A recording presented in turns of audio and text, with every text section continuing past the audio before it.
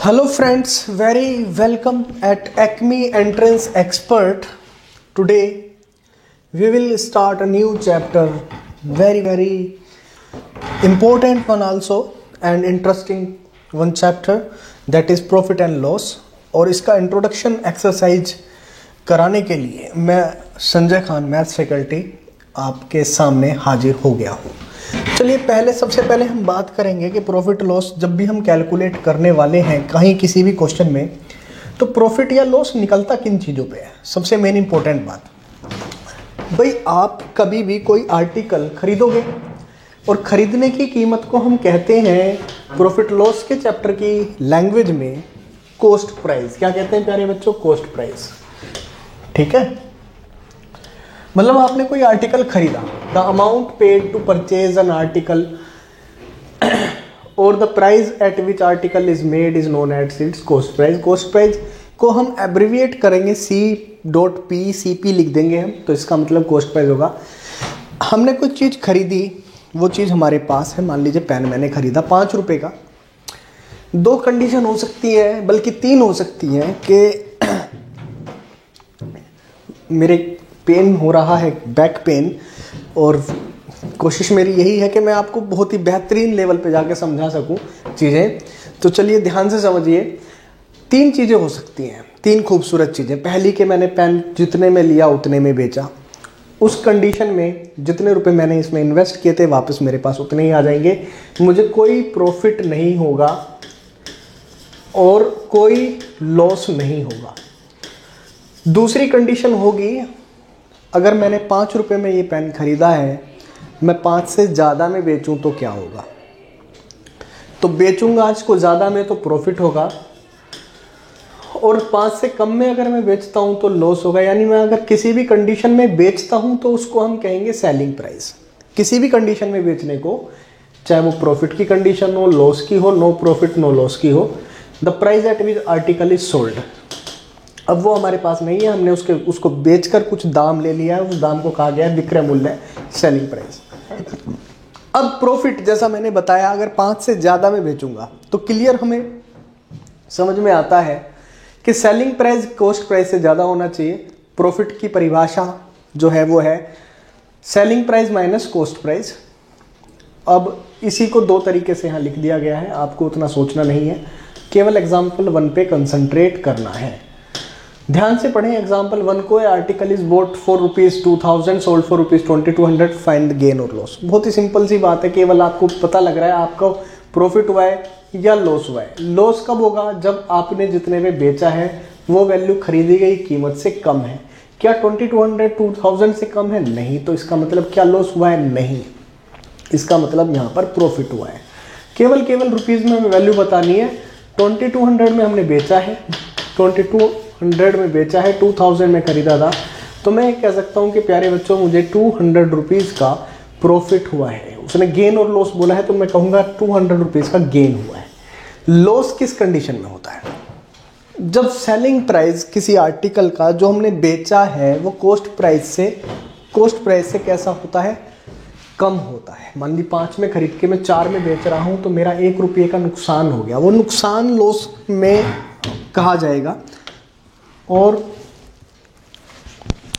अगर हम बात करें इसकी, तो क्वेश्चन हमारे सामने है, देखते हैं। A cycle was purchased for ₹1600 sold for ₹1400, find the loss and loss percentage. अब दोनों में अंतर क्या है फार्मूले से भी समझेंगे, और ये भी समझेंगे कि ये जो प्रॉफिट या लॉस होता है ये किस पे होता है आखिर। ये हमेशा होता है कॉस्ट प्राइस पे, खरीदी गई कीमत पे। तो साइकिल जब हमने खरीद ली 1600 रुपये की, 1600 की, और हम उसको बेच रहे हैं 1400 में, तो क्लियर है प्यारे बच्चों कि सेलिंग प्राइस कम है, कॉस्ट प्राइस ज़्यादा है। तो कितना कॉस्ट प्राइस था? 1600, हमने 1400 में इसको सेल आउट कर दिया, 200 का लॉस हो गया। अब ये जो 200 का लॉस है ये तो ठीक है, ये समझ में आता है, लेकिन ये लॉस परसेंटेज क्या है? लॉस परसेंटेज हमेशा याद रखिए, जितने रुपए का लॉस होगा, और वो हमेशा कॉस्ट प्राइस पर कैलकुलेट किया जाएगा, इनटू में 100। तो हमने देखा 200 रुपीज़ का loss out of 1600 rupees into 100, तो 2 0 से 2 0 कटी, 2 8 16, 1/8 कितना होता है 12.5%। 12.5% का लॉस हुआ। परसेंटेज की अगर आपने बेसिक इंट्रोडक्शन वाली वीडियो नहीं देखी है वो देखिए, ताकि आप ये कैलकुलेट कर सकें कि कोई भी परसेंटेज का प्रॉफिट या लॉस अगर हम निकालेंगे तो फ्रैक्शन वैल्यू कैसे होगी, कितने पार्ट फ्रैक्शन में कितने परसेंट के इक्वल होता है। तो हमने क्या समझा, हमने ये समझा, तो दोस्तों हमने ये समझा कि प्रॉफिट परसेंटेज कभी भी निकालेंगे तो प्रॉफिट पता होना चाहिए, कॉस्ट प्राइस पता होना चाहिए, इंटू 100 कर देंगे। लॉस परसेंटेज के लिए लॉस पता होना चाहिए, CP इंटू 100 कर देंगे। कॉस्ट प्राइस पता होना दोनों कंडीशन के लिए ज़रूरी है। अब एक क्वेश्चन हमारे सामने आ जाता है एग्जाम्पल 3 के रूप में। Cycle purchased for ₹1600 and sold for ₹1400, find loss और लॉस परसेंटेज। क्लियर है, ₹200 का लॉस है, ₹1600 पर है। अभी अभी किया है हमने, 1/8 हुआ, 12.5% का लॉस। ठीक है जी, दोनों चीज़ें आ गई। ₹200 का लॉस है, दोनों ही बातें इसमें निकल जाएंगी खूबसूरती से। एग्जाम्पल नंबर 4 देख लेते हैं किस तरीके का है। Ramesh purchase bicycle for 5000 and spend ₹200 on it repair. He had sell to sell it for ₹5500। Profit और लॉस बताइए। सबसे पहले अगर हम इस सवाल को करने की कोशिश करें तो एक बात हमें ध्यान रखनी है, वो ये कि रमेश ने जितने रुपए में साइकिल खरीदी है, क्या रमेश ने उस पर कुछ एक्स्ट्रा स्पेंड किया है? अगर किया है तो वो भी खर्च उसकी जेब से ही हुआ है। तो जितना भी फर्दर एक्सपेंडिचर होता है, चाहे वो रिपेयर में हो, चाहे वो ट्रांसपोर्टेशन में हो, वो सब उसकी कॉस्ट प्राइस में ऐड हो जाता है। तो प्यारे बच्चों, यहाँ जो नेट कॉस्ट प्राइस होगी वो क्या कहलाएगी? 5500 तो वो रुपीज़ होंगे, 5000 तो वो रुपीज़ होंगे जितने में उसको दुकान से मिली। 200 रुपये उसने अपनी जेब से लगाए, तो उसका जो CP कहलाया वो कहलाया 5200। क्या कहलाया? CP कहलाया 5200। अगर वो इसको बेच देता है 5500 में, तो ये बताइए कि उसको प्रॉफिट हुआ या लॉस हुआ? उसको 300 रुपये का प्रॉफिट हुआ। अगर उसको 300 रुपये का प्रॉफिट हुआ क्योंकि ज़्यादा में वो बेच रहा है, तो प्रॉफिट कहलाया 300।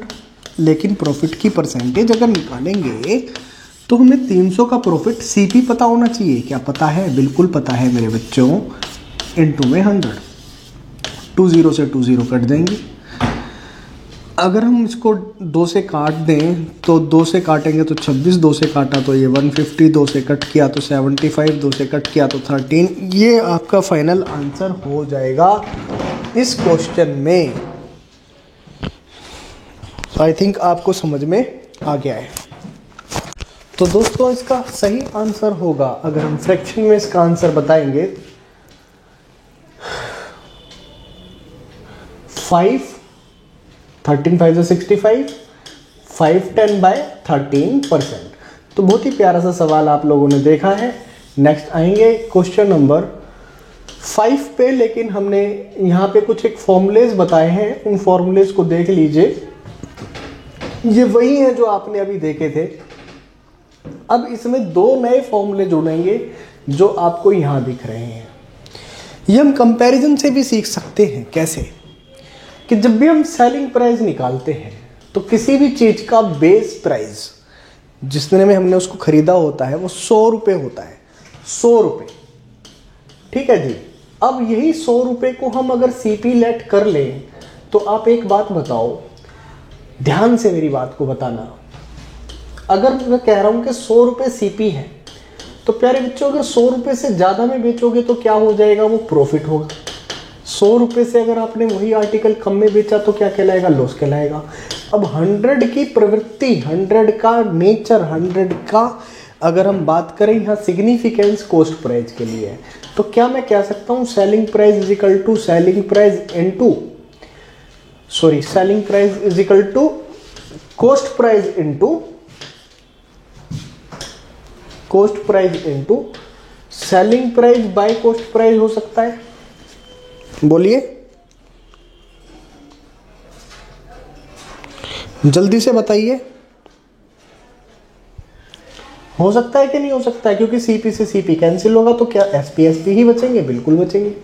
तो यहाँ देखिए, क्योंकि यह सीपी है और 100 का भी जो नेचर है वो सीपी वाला ही है, तो अब यहाँ पर दो बातें होंगी, या तो मैं 100 में कुछ जोड़ के लिखूंगा या 100 में कुछ घटा के लिखूंगा। अगर मैं 100 प्लस करता हूँ तो वो 100 प्लस प्रॉफिट कहलाएगा, प्रॉफिट परसेंटेज। अगर मैं माइनस करता हूँ तो 100 में से लॉस कहलाएगा। तो दोनों ही कंडीशन में हमारा सेलिंग प्राइस निकल जाएगा। और कॉस्ट प्राइस के लिए कोई नया फार्मूला रखने की जरूरत नहीं है, यहीं से कॉस्ट प्राइस निकल जाएगा। 100 गया ऊपर, बाकी ये दोनों चीज़ें आ जाएंगी नीचे। मतलब अगर मैं यहीं से कॉस्ट प्राइस निकालना चाहूँ तो सेलिंग प्राइस इनटू, देखिए 100 गया सेलिंग प्राइस के पास, डिवाइडेड में प्यारे बच्चों 100 प्लस माइनस एक्स। तो यहाँ से इतनी बात समझ में हमें आ जाती है, इतने पॉइंट्स हमें क्लियर हो जाते हैं। अब आएंगे हम एग्जांपल नंबर 5 पे। By selling a table for ₹330, trader gain 10%, find the cost price of the table. अगर किसी टेबल को 330 रुपये में बेचने पर ट्रेडर को 10% का प्रॉफिट हुआ, तो कॉस्ट प्राइस क्या है टेबल का? तो ध्यान से समझिए, इसको दो तरीके से करेंगे। सबसे पहले करेंगे प्यारे बच्चों डायरेक्ट, क्योंकि ये चीज़ आपको आनी चाहिए, एनसीईआरटी के तरीके से चलना आना चाहिए, क्योंकि प्रॉफिट लॉस ही एक ऐसा चैप्टर है जो एनसीईआरटी को बिल्कुल एग्जैक्टली टिक फॉलो करने के लिए आपको बोलता है। क्वेश्चन जल्दी हो जाते हैं आपके। अगर हमें पता है 330 क्या है सेलिंग प्राइस, हमें निकालना है कॉस्ट प्राइस, तो हमेशा याद रखिए कॉस्ट प्राइस के लिए जो भी चेंज होगा वो नीचे रखेंगे, नीचे डिनोमिनेटर में। तो हमने 330 लिखा क्योंकि ये सेलिंग प्राइस था। अब नीचे क्या लिखेंगे, या तो 100 में ऐड करेंगे, 100 में सब्ट्रैक्ट करेंगे। गेन है तो हमने ऐड किया, 110 हो गया। परसेंटेज के लिए ये 100 ऊपर चला गया। देखिए 0 0 कैंसिल होगी, 11 3 33, दिस विल बिकम 300। तो कॉस्ट प्राइस हमें बड़े प्यार से पता लग गया। एक दूसरा कंपटीशन के अंदर एक तरीका चलता है फ्रैक्शन वैल्यू का तरीका, हम उसको कहते हैं फ्रैक्शन वैल्यू का तरीका कहलाता है। जब हम परसेंटेज की वैल्यू देखते हैं, परसेंटेज को देखो, खाली ओनली देखो 10% गेन है। 10% का मतलब होता है 1/10। मतलब अगर कोई 10 रुपये में खरीद रहा है तो वो एक ज़्यादा में बेचने की कोशिश करेगा, तब उसको गेन होगा। तो 10 की चीज़ को वो कितने में बेचेगा, 11 में। तो 11 पार्ट की वैल्यू देखो, यहाँ 330 थी तो 1 पार्ट की वैल्यू आएगी 30 और 10 पार्ट की वैल्यू हो जाएगी 300। कितना आसान था, एक बार दोबारा से देखिएगा, समझ जाएंगे। वीडियो को पॉज कीजिए और दोबारा से देखिए। अब देखिए एग्जाम्पल नंबर 6 पे आ गए। 5 समझ चुके हो, वीडियो दोबारा देख चुके हो, तो अब 6 पे आ जाओ। सेलिंग प्राइस 48 है, लॉस 37% है। Find the selling price to gain 26%। इसको कितने खूबसूरत तरीके से कर सकते हैं, क्या तरीका हो सकता है इसको करने का। हम ये कह रहे हैं कि किसी 100 रुपये की चीज़ को कॉस्ट प्राइस, अगर हम लॉस उठाएं 37%, यानी 37%, 100 का 37% 37 ही होता है, तो हम उसको 63 में सेल आउट कर रहे होंगे।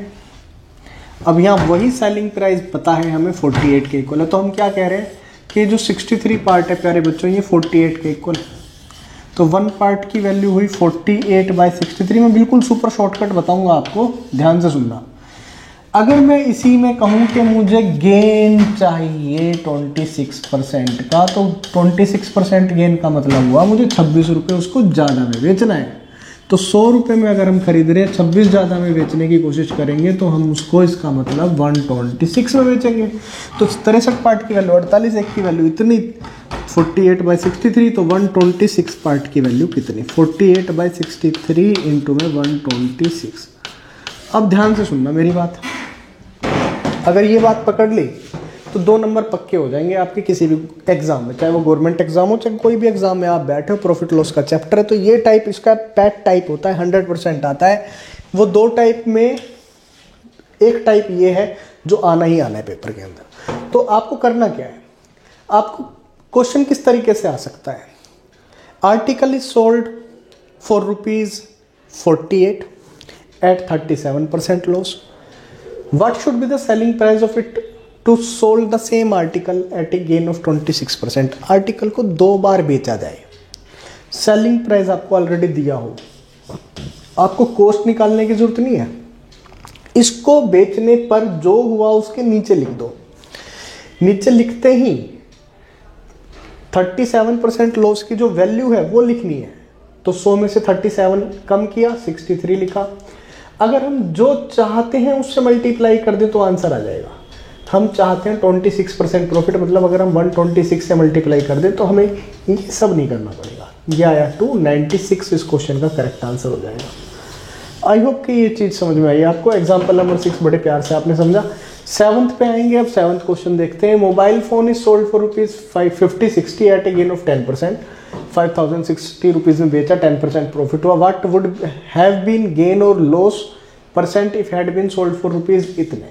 अगर 4370 में बेचते तो हमें क्या होता, तो अगर इतने में बेचते हो तो क्या होता, उसके लिए कॉस्ट प्राइस निकालना जरूरी है। कॉस्ट प्राइस निकालते हैं जब हम सेलिंग प्राइस डिवाइड, अगर हम 100 में प्लस करेंगे तो प्रॉफिट है, माइनस करेंगे तो लॉस है। मैं यहाँ पे x लिख देता हूँ, ठीक है जी, इनटू में 100, ये तरीका होता है। तो अब आप बताएं क्या है, गेन है तो प्लस करेंगे, माइनस करेंगे, प्लस करेंगे।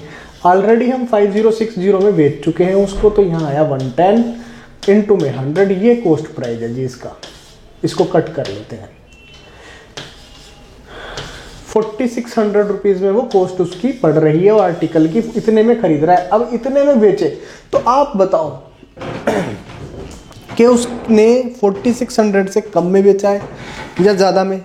ऑब्वियसली आप कहोगे कम में, तो इसका मतलब उसको लॉस है। 230 रुपीज़ का लॉस है। 4600 में हमने माइनस किया 4370, तो ये आया। बताओ बच्चों, what would have been gain और लॉस। परसेंट में पूछा है उसने, तो परसेंट में ही बताएंगे हम भी।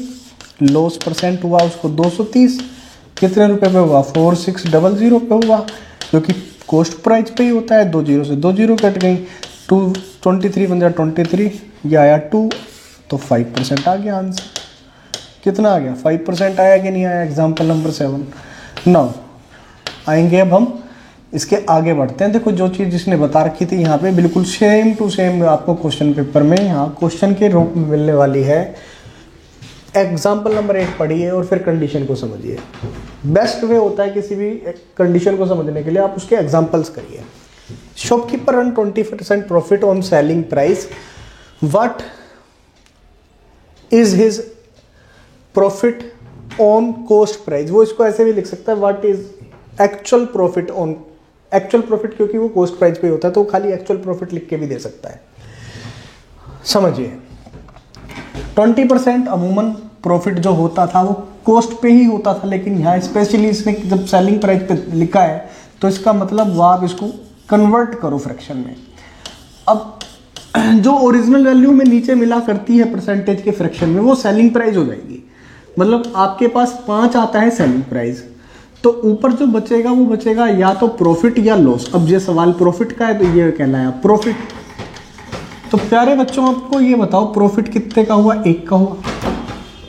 आप मुझे एक बताओ बात कि अगर आपने ये पेन 5 रुपए में बेचा है, आपको 1 रुपए का प्रॉफिट भी हुआ है, तो क्या इसका मतलब ये नहीं है कि आपने ये पेन 4 रुपए में खरीदा होगा। 4 में आप खरीद रहे हैं, 1 का प्रॉफिट ले रहे हैं, तभी तो 5 में बेच रहे हैं। तो अगर प्रॉफिट हम निकालने लगे, एक्चुअल प्रॉफिट की परसेंटेज हम निकालने लगे, तो हम ये जानते हैं कि सीपी की वैल्यू आई है कितनी, 4, और 1/4 होता है 25%। ये हो जाएगा इस क्वेश्चन का करेक्ट आंसर। तो अब है कुछ डिसऑनेस्ट वाले क्वेश्चन, डिसऑनेस्ट शॉपकीपर वाले क्वेश्चन। फॉर्मूला वैसे लिखा हुआ है, आप फॉर्मूले के थ्रू भी जा सकते हो, बट फार्मूले के थ्रू जाने में देखो क्या होता है, बाउंडेशन आ जाती है कि अगर कहीं लैंग्वेज में थोड़ा बहुत 19-20 परिवर्तन हुआ, चेंज हुआ, तो वहाँ बच्चा फंस जाता है। तो मैं क्या कहूँगा, आप उसको पहले कॉन्सेप्ट समझे। मैं कॉन्सेप्ट सिखा रहा हूँ। जैसे अब इस क्वेश्चन को ही देख लो।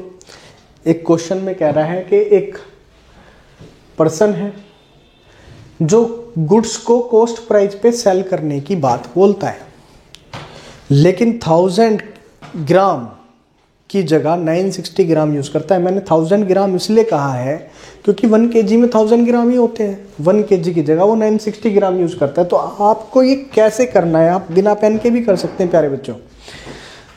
अब तक आप ये तो सीख गए कि कॉस्ट प्राइस क्या है, सेलिंग प्राइस क्या है, प्रॉफिट क्या है, लॉस क्या है, प्रॉफिट और लॉस की परसेंटेज वैल्यूज़ कैसे निकलती हैं कॉस्ट प्राइस के ऊपर, ये सब आप सीख चुके हो। तो आपको जो सीखने वाली बात है इस सवाल में वो ये है कि आपको अज्यूम कर लेना है। मान लीजिए कि 1 ग्राम किसी वस्तु की कीमत 1 रुपये है। अब यहाँ 1 ग्राम का मतलब अननेसेसरली जो है आप किसी चीज़ से मत जोड़ दीजिएगा, ठीक है, नारकोटिक्स वाली चीज़ नहीं है। कोई भी एक चीज़ हो सकती है। इतनी विशालकाय दुनिया है ना, बहुत बड़ी दुनिया है, बहुत सी चीज़ें हैं, तो उनमें कोई एक आर्टिकल हो सकता है जिसका 1 ग्राम का वेट 1 रुपये है, जिसको यहाँ गुड्स कहा गया है। अब सोचिए, अगर वो पर्सन हम कहें कि वो बेईमान है लेकिन झूठा नहीं है, तो इसका क्या अर्थ निकलता है? इसका अर्थ ये निकलता है कि वो बता रहा है कि कॉस्ट प्राइस पर बेच रहा है। कॉस्ट प्राइस पर मतलब कॉस्ट प्राइस 1000 ग्राम का क्या होगा, जल्दी बताइए। 1000 ग्राम का कॉस्ट प्राइस 1000 रुपीज़ होगा, फटाफट से बताइए। बिल्कुल होगा। तो ये झूठा नहीं है, बेईमान है। मतलब समझिए इस बात का क्या निकल कर आया कि जब आप इसकी दुकान पर पहुंचे तो आपने कहा मुझे 1 किलो सामान चाहिए। इसने बोला कि मैं जितने में खरीद के लाया हूँ मैं आपको उसी रेट से दूंगा, मैं कुछ कमा नहीं रहा हूँ इसके अंदर। तो आप बोले कि भाई मैं तो रसीद दिखा, हम तो तब यकीन करेंगे। तो इसने रसीद दिखाई जो इसकी जेन्युइन रसीद थी। इसको एक्चुअल में 1 ग्राम 1 रुपये का ही पड़ रहा था। तो आप बड़े खुश हुए। आपने ये सोचा कि यार जो बीच का ब्रोकर वाला पार्ट था, जो बीच में पैसे किसी को देने पड़ते थे, किसी दुकानदार को पैसे देने पड़ते थे, अब वो मुझे नहीं देने पड़ रहे, जो एक्चुअल रेट था मुझे वही रेट मिल रहा है। तो आप ये सोच के गए कि आप 1000 रुपीज़ देंगे तो 1000 ग्राम ले लेंगे 1 kg। आपको ये नहीं पता था कि वो सच बोल रहा है दुकानदार कि 1 रुपये में 1 ग्राम ही खरीद कर लाया है, लेकिन वो बेईमानी कर जाएगा। आपसे वो 1000 रुपये लेगा, आपसे 1000 रुपये पूरे लेगा, लेकिन क्वांटिटी आपको तोल कर देगा 960 ग्राम की। Sold for ₹1000। समझ में आई बच्चों बात क्या है? उसने 960 ग्राम तोल दिया, 1000 रुपये आपसे ले लिए। आप अभी भी सोच रहे हो बेवकूफ़ों की तरह कि ये 1000 रुपये जो हैं मैंने दिए हैं, ये 1000 ग्राम के दिए हैं। अब आप खुद सोचो, अगर वो ग्राहक से सच बोल रहा था कि वो 1 ग्राम 1 रुपये का खरीद के लाया है, तो 960 ग्राम उसने सोल्ड किया है। 960 ग्राम उसने कितने में खरीदा होगा? हम यहाँ परचेज लिख देते हैं, तो बिल्कुल उसने 960 रुपये में खरीदा होगा। तो ये चीज़ बन जाएगी हमारा कॉस्ट प्राइस, ये चीज़ हो जाएगा हमारा सेलिंग प्राइस। तो आप बताइए कि उसको प्रॉफिट हुआ या लॉस हुआ? उसको 40 रुपीज़ का प्रॉफिट हुआ प्यारे बच्चों। 960 रुपीज़ पे इंटू में कर दिया हमने 100, 0 कट गया, 1/24 आया, 24 4 से काटा तो 4 6 24, यहाँ आया 25, मीन्स 6.25% का प्रॉफिट हुआ उसको। ठीक है, अब इसी को हम शब्दावली में बदल दें, बातों को बदल दें, तो हम इसको रट सकते थे। रटना नहीं है, समझना है। रट सकते थे कि less weight by used weight. तो कितना उसने यूज़ किया, कितना कम यूज़ किया? 40। और कितना यूज़ किया? इंस्टेड ऑफ 1 kg मीन्स 960 उसने यूज़ किया। तो 40/960 × 100 करते ही आपका आंसर आपके आंखों के सामने होगा और कंप्यूटर की स्क्रीन पे भी।